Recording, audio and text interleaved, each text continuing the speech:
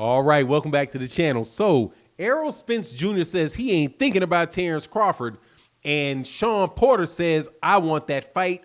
I'm as mandatory. Let's make it happen. And most importantly, at this point, Bud, you ain't got no choice. You got to fight Shawn Porter, dude. You just got to go home, man. Let's talk about that in this video.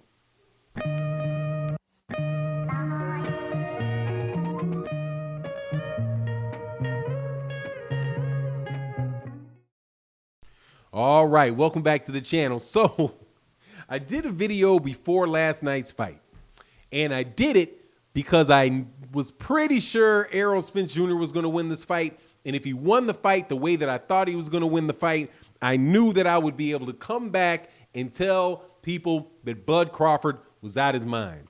And what that was that Terence Crawford said before this Danny Garcia fight that Errol Spence Jr. needs him, but he does not need Errol Spence because Bud Crawford thinks that or says that he's already a Hall of Famer and he's done more than little old Errol Spence Jr.'s resume. I did that video because as of Saturday night, Bud is literally at a disadvantage with Errol Spence Jr. in every way, shape, or form you could have in the negotiation of a fight. I sat, by the way, with Bud, not too far from Bud Crawford, maybe 6 or 7 chairs away. I was maybe 6 chairs behind him, but I watched him watch the fight. I'm watching him, I'm watching Errol, and I'm thinking to myself, watching Errol, Bud know doggone well that this is a fight of his life, dog. You know perfectly well that this guy jabbing, put his whole body into the pit of your stomach with that jab. And his creativity and his footwork is going to be so much more difficult to beat than anybody else he has fought yet. I mean, it was just, you could tell on his facial expression. He wasn't overly, I'm not saying he was shaking in his boots or whatever, but he was watching the fight they're definitely scouting the fight. However, the thing that I think that he should have noticed more so than what was going on in the ring was what was going on outside of the ring and how we were in Texas State, in AT&T Stadium, and the place had people in every section, right? Definitely spaced heavily because we were there on a pandemic, but there was 16, 17,000 people in that place. And if there wasn't a pandemic and Errol was fighting Danny Garcia in that same place, that whole place would have been filled, which tells you right there, Bud, Errol does not need you. He doesn't need you since the guy is on his 3rd straight pay-per-view. And this one, I'm almost willing to bet, is more successful, bigger than the last 2 were. And he's done it with all kind of different demographics. He did a pay-per-view with a Mexican American, and it did well. He did one with Shawn Porter, who's a black American, that did well. And he just blew one out the water with a Puerto Rican. So it seems like Errol can sell with a whole bunch of different people, and they can all, my friend, come to Dallas and be there in front of gigantic crowds. And when that can happen, when you've beaten Shawn Porter, when you've beaten Danny Garcia, when you've beaten Kell Brook, when you have beaten Mikey Garcia, and you have crowds of, more than likely in that place, I think, what did he do when Mikey Garcia fought there? Something like 45, 50,000.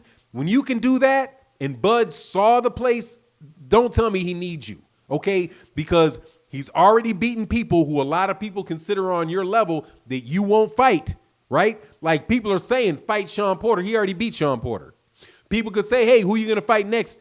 Terrence, you're going to fight Danny? Well, Errol already fought Danny. Errol is 1 fight away, aside from Errol, right? Aside from Errol, Terrence, he's 1 fight away from clearing out the whole division. And the guy, Manny Pacquiao, said, people were saying that Manny Pacquiao was talking about making the fight. I haven't heard that yet. I know that he sent out a congratulations and he watched the fight. I have a hard time believing Manny Pacquiao is going to try to make that fight. But regardless, Errol is just 1 fight away from that. So really and truly, in every way, shape, or form, despite the fact that we as boxing fans You as a boxing fan, myself as a boxing fan, would love to see that fight and think that that is one of the best fights that can be made in boxing. The fact of the matter is, though, that Errol's just got a bunch of options and Terence does not. So if Terence really wants to make that fight, Terence, at this point, has got to start doing things that is going to box Errol into making the fight. And Shawn Porter gave Bud the perfect opportunity to do it when he said, I'll take that fight. And my understanding is I didn't listen to the telecast, but I'm going to trust multiple people that told me, and I know I've heard Shawn say it before, that, yeah, he wants the Terence Crawford fight. He would fight Terence Crawford. And, of course, why wouldn't he? And Bud should fight him because if Terence beats Shawn Porter, then Errol really does not have anywhere else to go for his next fight other than up in weight, 2 weight classes to Canelo, which, by the way, is an option that's there. So Bud might want to start pushing on the gas and seeing what he can do to make that fight. And Shawn Porter is the guy. Danny Garcia right now, it could have been the guy, right? But Danny just came off the light. Danny had a harder fight with Errol than Shawn did. So still, Shawn has that aura about himself, as for being somebody that really pushed Errol and gave Errol his toughest fight. Now, personally, I don't think that if Errol fought Shawn Porter again, that it would be as difficult to fight, because you saw, and I don't know if you saw, but I witnessed is Errol Spence Jr. having extremely good boxing ability in both the Mikey Garcia and the Danny Garcia fight. And really what Errol needed to do off some of those rounds is just not to just go for the knockout just with everything that he has like he did with Shawn. I mean, he pulled it back with Danny Garcia, and as a result, just dominated all 12 rounds. I know he wants to get the knockout, but it is what it is. Now, as far as that affects Terence Crawford, though, dude, there's just nothing else for you to do, man. There's nothing over there for you at Top Rank. Nothing. Not a bit, zilch. And in fact, the next fight that is made between Terence Crawford and anybody at Top Rank, which should be around, I guess, the May or the June time frame, dude, is going to get just handily rejected by everybody.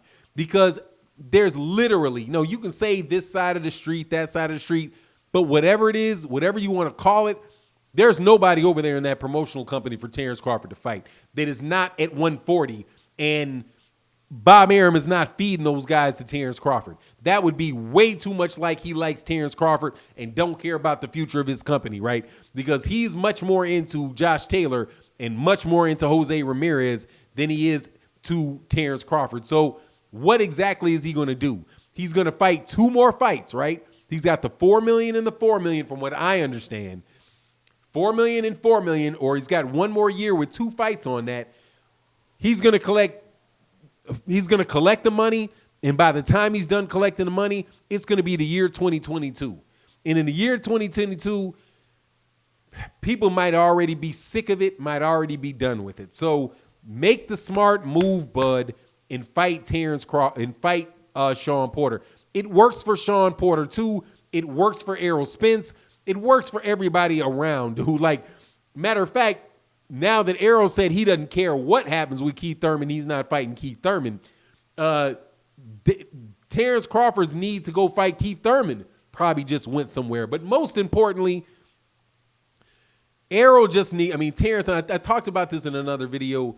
In order for this Errol and Terence Crawford fight to be made, Terence really is going to have to just kind of give it up. That Errol at this point in time really is, I hate the word A-side, but he really is the guy with the most leverage. He's the one that has the most alternatives if the fight doesn't work out. So, Bud, please start taking steps towards beating these guys and getting in a situation where we can see this fight. However, as far as Shawn Porter goes, I was close to Shawn Porter. I was close to Terence Crawford. Shawn Porter's a much, much bigger guy across the shoulders and across the head. He might be shorter, but that's going to be a task for Terence. And maybe that's why Terence don't want it. But he got called out. Now is the time to take it. That's my take on the situation. You let me know what you think. And with that, I'm out. Peace.